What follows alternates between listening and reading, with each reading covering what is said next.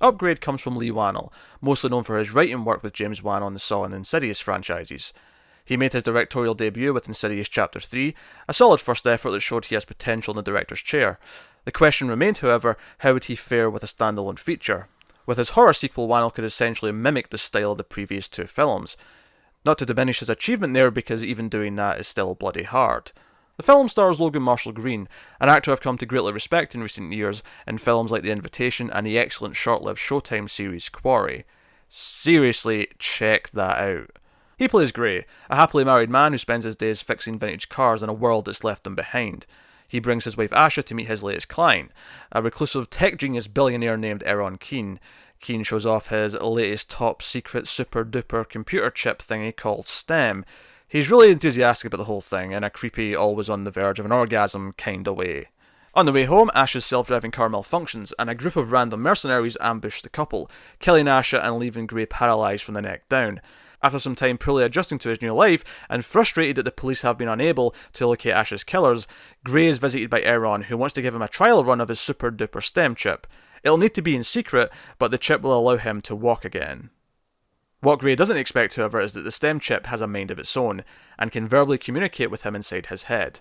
STEM can also access other digital systems, catch details no human ever would, and if granted permission, can take control of Gray's body in dangerous situations. Upgraded, Gray sets out to hunt down his wife's killers. Right off the bat, let's acknowledge that Upgrade's a straight up B-movie. Even if you haven't seen the trailer, as soon as Gray spends 10 perfect seconds with his perfect wife, you know she's as good as dead. Killing the wife of the hero to fuel a revenge plot is as tropey as it comes, and several other beats in the plot are painfully obvious early on. This is in part what makes it a B-movie, but that's okay, there's nothing wrong with that. We're simply gaining a better understanding of how to approach Upgrade critically. The concept of STEM using Gray's body might not sound all that exciting on paper. It could simply read as the in-universe explanation for why our protagonist is such an unstoppable killing machine. Some movies might hit us with a training montage, but most will just wave it away by saying the character was always that skilled. Where this concept shines is the execution. Marshall Green's body language completely changes as soon as STEM is in play. Movement is more rigid, unnatural, and dare I say, robotic. Better yet, his face, as he looks down in awe. Action scenes in particular feature Gray reacting in shock and horror at what his own hands are doing. Action movies often include a bystander character that the hero interacts with or protects. A character that the audience can live through because they aren't invincible and represent how we witness the spectacle as mere mortals. Gray is actually a combination of both the bystander and the hero, which leads to some good moments of levity, but also some genuine moments of vulnerability. The other vital ingredient in Upgrade is the direction and cinematography. Earlier on I asked how Leigh Whannell would fare away from his comfort zone. Turns out, pretty well. Enhancing Marshall Green's performance is a highly stylized shooting style. You'll have seen a technique in other movies and TV shows where the camera is strapped to the actor for an intimate close-up. This is called snorri cam, or more simply chest cam. It is often used when a character is in a daze or high. The end result is a moving image where the character appears to be still, but is actually walking, while the surroundings are shakily whizzing by. Impressively, the same effect is achieved in Upgrade even in medium or wide shots, both in front and behind the actor, where you typically never expect to see it.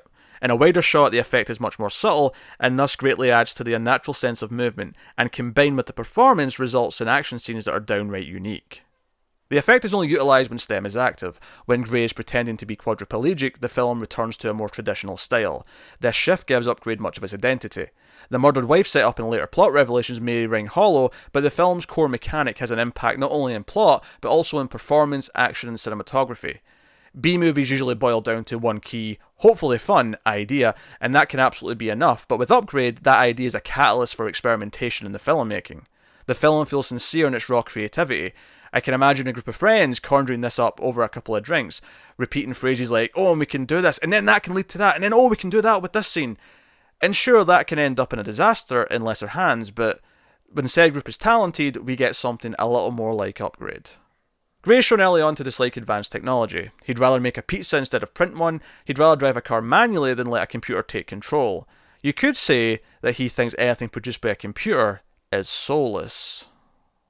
This adds some weight to his discomfort when he needs to submit to STEM in order to even walk.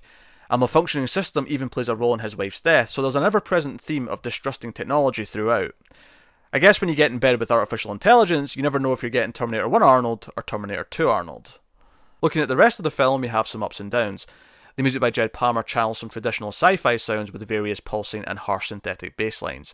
It does a commendable job of assisting the rhythm of the action scenes, but also setting the tone in the quieter sections of the film with more melancholic pieces over cityscapes and Gray's return home from the hospital. In the same vein, Upgrade's vision of the future is restrained in quantity, but has just enough technology to feel like the dawn of a cyberpunk era. On the negative side, most of the supporting characters, including the villains, are fairly two-dimensional. Harrison Gilbertson's Zeron is especially thin, feeling like a half-baked archetype of a character. Somewhere in the middle lies Detective Cortez, the officer assigned to Ash's case that later grows suspicious of Gray. Her character is used effectively in a couple of key moments, but she's not really got much going on as a character in and of herself.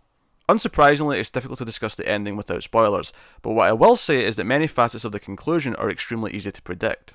The ultimate final beat, however, is delightfully blunt, and while I do think it's a little abrupt, it did leave me satisfied in making me think of the story in a different light. Upgrade is an impressive science fiction action movie. There are certainly some rough edges, but ultimately the film overcomes them because the core premise is executed so well. Unique direction and a reliable performance, along with solid music and production design, results in a modern low-budget gem that in the years to come should garner a cult following. Thanks for checking out the review, guys. If you'd like to show your support, head over to patreon.com/mailfuzztv.